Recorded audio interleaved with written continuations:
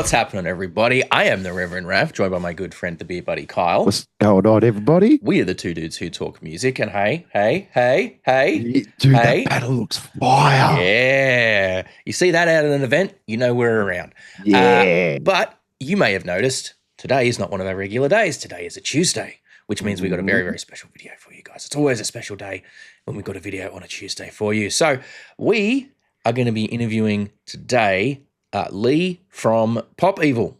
Yes. He's the vocalist from Pop Evil. They have been going absolutely gangbusters over the last while now. If you don't know them, you should know them. You should make sure you go and check them out because they're absolutely unreal. They recently dropped their 8th studio album, What Remains. We actually did a reaction to the title track from that a little while back. It was a banger. It's very good. And I mean, I don't know if there's maybe some whisperings. There's a little talk about maybe a tour soon. I don't know. I don't know. Maybe we can ask I don't want to, I don't know. Maybe that's just wishful thinking on my part. Who knows? Who knows? But look, yes, we are going to dive in very, very well right away. I was going to say very soon, but we're going to dive in right away with our interview with Leigh from Pop Evil. Let's get it. Big welcome, mate. We very much appreciate you joining us today. Now, you guys, Pop Evil, you guys have just dropped your 8th studio album, What Remains. Yeah. How are you guys feeling now that that's out there in the world, with the reception to it? Like, what's the thoughts? Yeah, it's been awesome. I mean, obviously, we're super stoked about this record. We really feel like this is our, this is a coming of age for Pop Evil with this album. I mean, a lot of personal stuff I've been keeping, not unknowingly, a lot of ways, just pent up for years throughout the career, my personal life, and just being at a place to, creatively express yourself, be comfortable putting something like that out. Years ago, I don't know how comfortable I would have been even doing that. Writing songs about yourself is sometimes the most challenging thing to do. Writing about others is a bit easier to do. And it just feels like the right time. And the cool thing about it all, it was just very organic for Pop Evil. And we still feel like we got a lot to prove. And, this business is tough. I mean, you're always one event, one life event, one moment, especially with COVID that we all just went through from just this all going away and, going back to the real world. So, certainly grateful for the crew we've had, 8 albums in, but still well aware of just how this career is about the peaks and valleys, and it's about evolving and staying relevant, staying current, and just finding that new version of yourself. I mean, to think about, the first album when we released, we were writing songs like this on this album. I never would have thought. You kind of just get in where you fit in. You find your place, and being a radio band here in the States was always just how Pop Evil broke. And of course with radio now, changing and evolving and being more about playlisting and the fact, which is exciting, the fact that now people, you don't have to necessarily put us in some kind of category. We can just make music. And for artists, I know that's the most fun, being able to write a song that's as metal as possible, but then being able to write a ballad or do a cover, that we just did recently, with XM Radio here with the cover of that 80s classic, Don't You Forget About Me, from Simple Minds. So it's being able to just be musicians, man. Like we're not thinking about what we're doing here like this, or who we're sounding, or who we're impressing. We're just trying to make music that we feel we can, bring to the stage live and really, affect people live. I mean, the live show is certainly an element. There's certainly people out there that don't really go to live shows. They just hear your music, and whatever their world is. And that's certainly a great thing to do. No judgment there. But for those people that really thrive off coming to see the bands they love live, it's so important for us to be able to bring these songs we create and bring them to the stage. So this album is certainly that next step for Pop Evil and, entertaining our fans. I mean, the one thing that's always stood out to me, because I was put onto you guys a couple of years ago by a friend of mine. One of the questions we ask a lot when we have people on the channel is like, who are they listening to? Like, what bands are they listening to that maybe more people should pay attention to? And one of them said Pop Evil, and I'm like, okay, cool, I'm gonna go check that out. And it was, I think, Eye of the Storm was the one that I pulled up, and I was immediately struck by like the fullness of the sound. Just it's huge and just beautiful, and like your vocals being, because like there's not a lot of screaming vocals in a lot of Pop Evil stuff. There's like a lot of that, there's the big clean vocal that is like, that for something as heavy as what you guys do, the clean vocal's not sort of quite as common on a lot of that. But like what Yeah, I'm kind of curious. Like, is there any? You're talking about doing the kind of music you guys have wanted to do and being Yeah. a bit more free with this album. Like, Mhm. what songs on this album do you feel are the best examples of that? Where you've kind of done something that you maybe didn't, felt you couldn't do before, or didn't have the chance to do before. Yeah, I think that answer is kind of deeper than that. You got to stem back to when we started. Like we were from Michigan, which is a very big test market. So if you're from Australia, you don't understand like what it's like to be in the US. The Midwest is kind of that hub, right? There's LA and New York, and everything in the middle of the US is kind of like where the bread and butter are, right? Those are the Hmm. people that are going to shows differently. Like for a new band from when we started, like going to play in New York and LA, it's tougher. There's more to do. You would think that it would be packed everywhere you go, but for rock radio bands, they were in a way less cool, as we started to break, and it's certainly changed to, become more metal, which is exciting. I mean, Pop Evil, the name alone was pop was a bad word, right? So our parents were metal and rock people. So, they would rather us say fuck before that we said pop, right? Pop was a bad word. So pop was so that was kind of like the mission. People don't really understand the name of the band. They think it's like pop because of my vocal. It's very melodic. I mean, that's how I grew up, right? I mean, I was listening to Shine On. I was listening to even Five Finger, when we first toured in our early days. I mean, Ivan's got such a very melodic voice. That's how I knew my metal, because that's what I could sound like. I wasn't screaming, Mm. I'm screaming more now. I'm ready to kind of like to get back to the end of this question you asked. I mean, I'm excited to push my voice and scream ways now in ways that I just couldn't do when I started my career. Just wasn't going to go anywhere. You know what I mean? You certainly Hmm. weren't going to get that stuff played on the radio. And we weren't like a cult underground band. That's not how we started. So we didn't have a fan base built in for that. We were very melodic. That's how we kind of broke on the scene, and we had a lot of success with that. So it's almost interestingly meeting Drew Falk, who did Eye of the Storm, Waking Lion, some of our heaviest songs that we had success with. It kind of turned the leaf for Pop Evil, right around 2017 when I started to do Waking Lions. I was trying to find that producer. Immediately, I'm like, we need to be heavier. Like, I want to go back to our Onyx album and I want to push that boundary. Like when Onyx, which was our biggest album, today with 3 number 1s, it was kind of a more heavier rock, hard rock album for us. My dad had passed in the process, so I was just in a weird place. I just had to take myself out of that darkness. And songs like Footsteps, more of an alt side of Pop Evil, came out. When you're a melodic singer, you just kind of get thrown into that. I would still say it was hard rock. It's just, sometimes the lyrics that I write are a little more inspiring, not necessarily intentionally. I just do that for myself to just, as a writer, as a lyricist, you write things that you're not getting in the real world to inspire you and move you, right? Like when that thing's not inspiring me, I'm like, I gotta, what's the simplest thing I've heard that just always would piss me off? When, I mean, you'd always be like, oh, I'm down, I'm fucked up, like, what am I gonna do? And that one person next to you's like, dude, you gotta go one step at a time, brother. You just gotta go. The fuck, shut the fuck up. You know what I mean? I'm like, what does that mean? And I stopped thinking about it. I'm like, damn, it's interesting when grandma can say something to you, because I'd always love my grams. Like whatever she say, I never disrespect the women in my life. Like, be like, I want them to be whatever they say. They had me. They had the generations. It's like I want to listen to what they're saying. They've been through a lot. They've been through childbirth. When they say something, my grams would always be like, go higher, son. You got to make sure you go. And I'd be like, grandma, what does that mean? Of course I get it. And when I'd step back and think about it, this was again, maybe I forget the year, maybe 2015 when I was writing, Footsteps.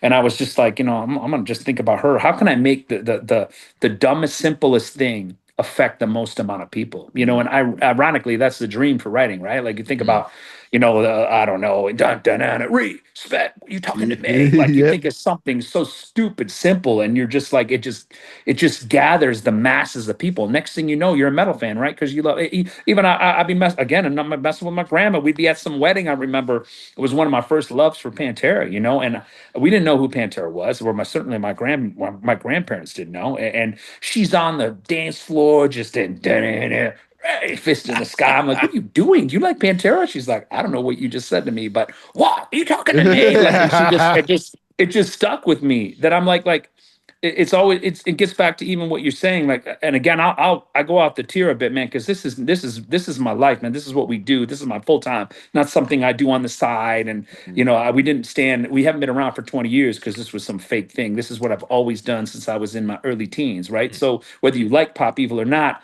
you just have to respect, at least I have to respect people's journey, because that's really what rock is about, metal's about, right? That's what the pride is. It's about living it. It's not like some pop song where, shots. Guess what? That was cool a year ago. I don't drink anymore because I want to be healthy, right? I want to be around for my kids. I want to be around for that next generation of people. That's a little bit cooler. When we started, that wasn't cool, right? Throw down. But when you start seeing all these rock legends passing away, going through depression, all that alcoholism does is just add to it. But why don't we change the narrative? Rock doesn't have anything to take for granted. We're the lowest on the totem pole. There's so many people that, when you look at the things in the secular world, all I hear about is hip hop and country. So we need to understand, as a metal and rock community, to just step a little bit closer together with each other. We don't need to hate, and there's going to be plenty of it that are in this, in our culture, and that's fine. But the more people we can kind of that understand what I'm saying, understand what you guys are giving the outlets to let artists speak about, the more that we can come together, the more that we can remind people that, hey man, we got a voice too,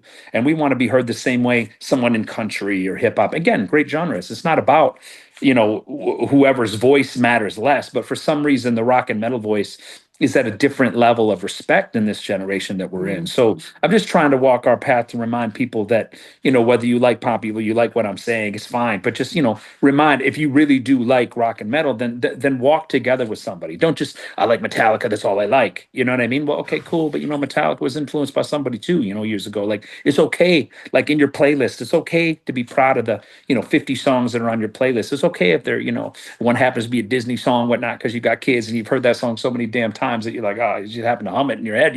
It's okay, man. Like, we're people. It doesn't have to be so judgmental. And I think that for whatever era that we're in with the social media, so many people can have comments about things that it's you forget sometimes that it's okay to, especially as a male, to let your guard down and just be like, sorry man, I'm going to go get the pink flavor because I got a daughter, or I'm just going to go get this extra blue time because I just feel like breaking windows today. Like, if you think it, your people, as long as you're being respectful to your neighbor, your people around, man. Again, the thing that really frustrates me about this whole thing is that I got into music because I wanted to be around people. I wanted to gather with people together and to respect. Walk, are you talking to me? Like, because I saw my idols get out there and they brought masses of people together. And when you see 10 fists in the sky, or you see 100,000 in the sky, it is the same kind of chill moment that you got brothers, you got people that are there that are with you, and that's a great feeling that only a true musician understands. And so I think that as the lyrics have gone on and as the songs have gone on, this album, like What Remains, it's just more personal for the people that are with us. Like, I get it. That we might only get 1% of that fan base that's with us, but you know what, they matter. They matter. Those 10 people matter more to me now than they ever did years ago when I started, because you were chasing the 100,000, you're chasing those thousands. But you can't have that if you don't appreciate those people that are with you now. And you can definitely have more of an impact when you're talking to one or two people. And I think the meet and greet era has really changed things too, because you can really get that hands-on experience, that eye contact with someone who's really been affected by your music. So again, I don't know if I answered your question. I'm forgetting, I ramble so much, but that's kind of okay. like where it kind of stems from, right? Like, it's about living that culture and understanding that, like, we don't have, as musicians, you don't always have time to look back. When it's funny, these interviews, even talking to my manager before, they're going to ask me about what's it like doing What Remains. I'm like, no, brother, I don't remember. I'm already making the new record. I Already don't making remember. the new Man, one. that was a couple years ago for me. Now I'm in a different place now. So again, whatever, you try to go back and dial it in, but that's the reality. Like, this business is all about the next song, the next tour, the next album. Mm. So you don't really get time till you have these awesome conversations with people like you or your family that are like, do you remember that one song? I just love it. And I'm like, no, I don't really remember. Let me. You stop and think, you're like, oh yeah, okay, I remember that. And it just triggers stories like this one about my grams or whatever. It's like, oh dude, just I don't really have time, so when I do get time, it can scatter around a little bit, and you're like, oh dude, I remember this moment where we were on that dance floor at some wedding and listened to Pantera, man. It was, and because of that, Pantera has been I loved him before, but because my grandma's who's passed on, that's a story that I always remember, with I'm linked to that band, which is what I think make bands so special. It's not about you or your band, it's about the life experiences that are linked to your band or song. Yeah, well, I Yeah. mean, 100%. You have a look at it, the amount of impact that those songs can have after the fact that they're made for everyone else beside the band. Like that Right. memory that you share with your grandmother, no one can take that Yeah. away, and that That's song sits in right. such a side stand with everything else. Yeah. Mm. 100%. I mean, you're exactly right. So, I Mm. mean, Mhm. I mean, yeah, you guys starting around, as I said, in Michigan, but like opposite side of the state to Detroit, but still Mhm. Michigan and that you say the Midwest has like a big, history in rock music. Yeah. Like I mean, you go back through the years, and obviously there was like Motown kind of stuff coming out from Detroit kind of area, and that had big influence on how rock would develop over the years and things like that. Um, but over in like North Muskegon, like how is the scene over there at like a more local level compared to something you know, like Detroit, where people normally think of, Detroit as a very musical kind of city? How's the Yeah. other Well, side of things? the Wikipedia's kind of get it wrong, at least for our Okay. story. Like Okay. I grew up in North Muskegon, Yep. chasing my sports dreams. That's where my parents chose to live. But as I got into college, which I moved over towards Grand Rapids, Michigan, about an hour away in the middle of the Okay. state. So that's kind of where the Pop Evil story started, Right. Okay. and Okay. but the Muskegon people, well, North Muskegon, Muskegon, so those people claimed the band differently, but the band was really never there. It Okay. was always Grand Rapids. And once I moved out of high school, like most of us, I never really went back, so, but still a lot of respect and love. And Mm. Grand Rapids is still very similar. But Grand Rapids was a bigger city. So it gave Pop Evil more opportunities to start honing our roots. Like I booked all the shows. I was leasing cars. We took that payment from the shows to pay the car, to get the trailer. And we started to learn about what it was like to be tour dogs, and we were playing covers in those days because we were number one, had to make money to pay bills, and we had to make and band bills, music bills, and then we had to make money to get in the studio to record those songs that we thought were going to break us, and then right around early 2000s we started to go to Detroit. We're like, look, we're not going to meet anybody here. And we realized, at least, or I realized that, if we're going to, grow this band, we got to meet people, who's going to meet us. And we got in those days, Eminem and Kid Rock were really blowing up in the scene there in Detroit. And so there was a lot of success with them, and their producers and those guys were really firing on all cylinders. So I went, and that day too, my brother, who's part manager, he was in law school trying to do his thing. He was going to be the lawyer. Him and I started our own record label. So he was out in Detroit, and he's like, hey, you got to come out here and meet Al. Al Sutton was doing a lot of stuff with Bob Kid Rock, and so I'm like, let's go with those guys and do 3 songs. So I remember trying to save up, I don't know, 5-10 grand, which in those days was impossible for us. We were college kids. How are you going to come up with 10 grand when you're 20 years old? I mean, you no No. job, but working chasing a music career, and in those days, I mean, trying to get, cover bands to play you more than $500 was just I was hard enough, so, finally getting an opportunity to get to Detroit. We drive 3 hours every couple weeks, and we just, do the demos because those guys had the right studios that could at least give us radio sound, like give us the sound that sounded like the bands that we loved. And in those days when we were chasing it, you had Fuel, you had Shinedown, you had Theory of a Dead Man, you had Five Finger was still, I'm trying to remember, Godsmack, Breaking Oh, Ben. Those bands were like in their Mm. prime. That was still Puddle of Mud. Those bands were just hitting everywhere you looked on and MTV. They were on TV, they were on the radio. It was just, that's when we started dreaming. We're like, man, I'd love to do that. Like in Muskegon there, we had our summer festival that I'm sure you guys have too in Australia, that, all these bands now come in real time. You can see their live show and you start falling in love. You're like, I want to do that. I want to do that. I remember seeing Incubus though one time, oh, literally leaving in tears, just being like, man, I know I can do that. I just pray that I get the opportunity. That's how much it hurt. And in those days I was getting closer to my mid 20s where it's like, I mean, I'm riding no job up until 25, 28. I think we got signed when I was 28. So it was like, I'm like, oh, suddenly I got my parents, I got people around me like, dude, how long are you going to do this? Like, what's your job? I got a degree in communications. I've already I'm like, they're like, you need to come on, wrap it up. Like, and I'm like, no, no, no, no, no. So it was a really stressful time, looking back. I mean, it was really, and as young men, like finding your identity is a big part of what it's like to graduate from that youth to being an adult, and yeah. at least I really try to speak of that every man that's like become a man you have to go through that, right? You go through that, like, okay, I can't rely on whether it was your parents or whatever. And of course there's some people aren't even as fortunate. They've been on their own since 10 years old, some people, so it was just, right around that time was very stressful to be like, okay, look, how much longer do I got before something's got to happen, or I'm going to have to just get a real job here and just move on. So, luckily we were pushing, we met our managers, who we still have to this day, and, gave us the shot. And then, First album kind of did well in the charts. I think we got to 22 on the charts, and then then I wrote 155, which was the next song that kind of took off and changed the career. And ironically, it's a country song. To this day, fans still get upset if we don't play that song live. But I mean, country was different. It was starting to kind of ascend at the moment. So I always grew up on the acoustic guitar, and in Michigan, we're surrounded by the Great Lakes.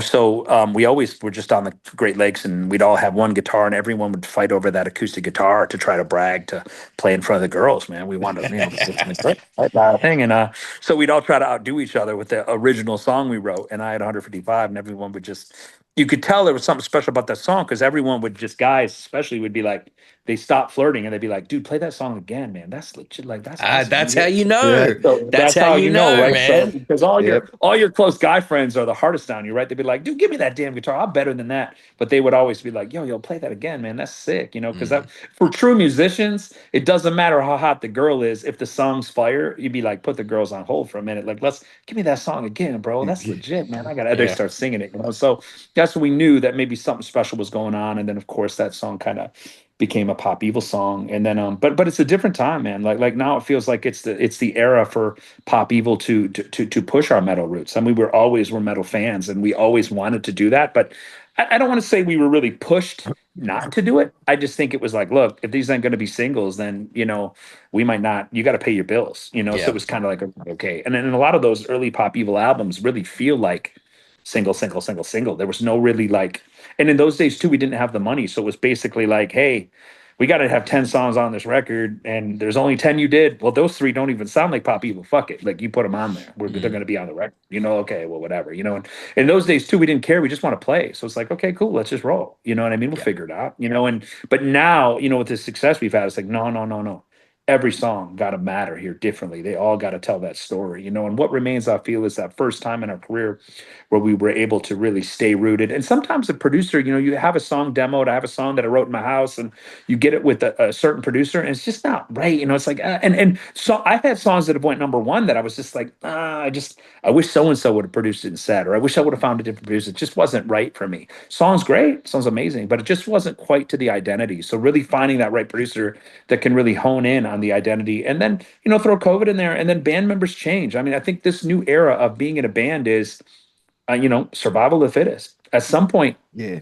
making money without things like different band members. I mean, let's be real. I own the band, so there's different ways that band members can make money differently than me. It's just different. I mean, when you put all the risk in and the effort in, you get all the reward. And sometimes there's a lot of tours, a lot of years I was getting zero. Well, now it's time to like make a living. Otherwise, once I stop, it's over. You know what I mean? So Yeah. it's like you got to be able to be, it's a business, and you got to treat it like a business, and sometimes other band members have to do what's best for them. And not just in my band, people, luckily you try to do everything you can. And obviously COVID, there was a lot of reasons why different band members leave. And unfortunately we had to have some band members that went their separate way. And when you ever have a lineup change, it can be very challenging to bounce back for a lot of different reasons that anyone can imagine, and those are all the same ones that we've dealt with. But getting people happy and being able to live, people have to make those decisions for themselves, because the commitment to tour now is 100 plus shows usually a year, because that's how you're really going to win over the fan base and grow your audiences. You have to get out there in the field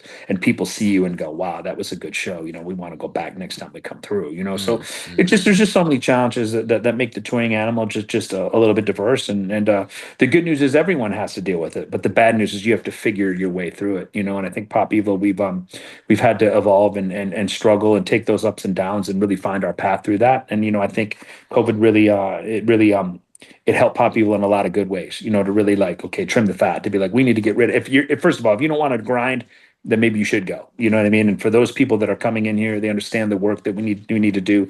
And we understand I call it that chase perfection. We really have to be great every show. Like, no more just, we'll worry about it next record. I mean, this could be our last one at all point. I mean, we're already, 8 albums in, right? How many more do you get in a career? You get one more, That's you get it. 5 How more. I many? mean, like, that's it, Eight and albums is a lot, man. Not a yeah, lot of bands get 8 to eight albums is a albums. lot, So, right? speaking of touring and shows, like, any chance of Australia soon? We've Maybe, been talking about it. maybe. I mean, ironically, it's always the country that comes up first whenever we talk about an album cycle. Like, the whole band's like, "Are we going back to Australia?" Because Australia, you got to remember, growing up in the U.S., especially in Michigan, like, Australia is romanticized. It's like Yeah. Louisiana Australia. That's all you would watch Yeah. on TV, right? You'd see the Sydney Opera House, or you'd see like alligators. That's all you see on Yeah. TV. So you want to go in the south of the U.S. or you want to go off across the pond to Mm. to Australia. So I know when we went there the last time, we had just the best time, and we had no idea that the fan base we had there in Australia. It was just incredible, the amount of Mm. people that showed up when we had never been. So we really felt like there's some great momentum. We see the Spotify, we see the streaming numbers that come out of Australia. They're competing with every other country that's asking for pop people to come, and is certainly one of our favorite places to play, including the U.S. So we're definitely hoping. It's just that you can't. It's just risky, right? Like you can't. We don't want to go there and lose. We want to go there and put on our It's a show, long or way. at least get to a place where so we can bring our show with us and grow our show. Because Mm. there's an element of fans. I mean, with all the great bands now that are bringing fire, production, all the stuff like. If you take a step backwards, you're just a year further away from being able to do any of that fun stuff that make it, make touring that much fun. Otherwise, we're just standing in front of a backdrop that is, I think fans just they demand more from their favorite artists now. And obviously, getting to Australia is a very costly endeavor. To bring just our bodies over there, Mm. but to bring equipment to actually bring the stuff to put on the show. So it's about doing it right. We'll see. Hopefully, maybe a tour comes up, maybe festivals come up where we can route Yeah. it the right way. But it's always that one country that's always highlighted this, Yeah. like Australia. When are we going? When are we going? So hopefully sooner than later. I know that it's on our A list, things that we want to accomplish on this album. And obviously it's been a few years since we've been. So we're ready, man. We miss y'all. That's for Ooh. sure. Might have to Awesome. send this to the live wire people that run our good things, eh? Yes, yeah. Yeah. See if we can get you. See if we can get For good sure. things to make you guys an offer or something. That'd be crazy to Yeah, get you that'd be guys on that. awesome. Love to see that. Yeah. Um, Do all you right. reckon that so just one more question. I noticed Yeah, like cool. I know you said you had some lineup changes and stuff through do you reckon that sort of helped with keeping everything fresh 8 albums in, having sort of different eyes look at it and not be so consistent with it? Yeah, I think that's definitely one of the bonuses, right? I mean, you hate to lose a Of family member in a course. way, because that's everyone that we've lost is amazing. They're amazing people. They're great people. It has nothing to do with any personal things. It's Mm. just, and I think sometimes fans want it to be. I mean, that doesn't mean we don't have our differences. Of course we do, but it was never a F you need to get out of here. You're fired. I've never fired anybody. It's never been my intent. I feel it's your job to lose. When you walk away, you walk away. But for the rest of us, right? Like you can't pout. You can't pout. Someone leaves. It's. And I think the fans, which is exciting, because when we first lost someone years ago, you're always terrified, like what's going to happen. But now, and again, probably the pandemic helped this. Like a lot of people left, and fans understand that. And I think there's a respect that fans have for the band members that continue on, because they understand that the struggle and the grind. But it definitely keeps it fresh. It brings a new energy live on the tour bus. When especially when you're on a tour bus, you travel. There's such tight quarters that if there's any tense energy, oh, dude, it's brutal. Mm. And you're dodging me to the bathroom. I'm dodging you to the bathroom. It's like, oh, dude, man, and it just can make things really, as far as pushing and growing in any positive direction for the brand or for the band, it can limit that. So when you bring new energy in, suddenly that person comes in. There's new people coming in that are grateful, excited for the opportunity, that understand that their opportunities have been struggling to get to a place like, whoa, I want to do this now with you guys. I'm going to devote my time to Pop Evil and grind, and it just creates just a positive energy that almost, like you said, rejuvenate and makes it feel like a brand new band. So it definitely is a positive of any kind of change in general. It's Awesome, nice. man. It's something for the bands out Yeah. there that think that Yeah. that think that it's all done when you lost a member. Yeah. Yeah. Yeah. Thank you Yeah. so No, definitely much. not all done. Definitely not all done. Man. You got to Amazing. just keep going until the voice goes, right? Yeah, Yep, that's it. exactly. Well, Till your look, last breath. thank you so Yeah. much Tell for you the that. time. We're very conscious you got other ones to get to, so we'll let Yeah. you get on your way. But yeah, thank you so much, Thanks mate. so Be much, Lee. bumping the new album. Really keen Yeah. to maybe see you Thank guys you. soon. Keen for whatever comes next. Yes. Excited for you guys working on that. But yeah, thank you so much, mate. Very much appreciated. Awesome. Thanks for hope to do this again in person one day here soon. Maybe.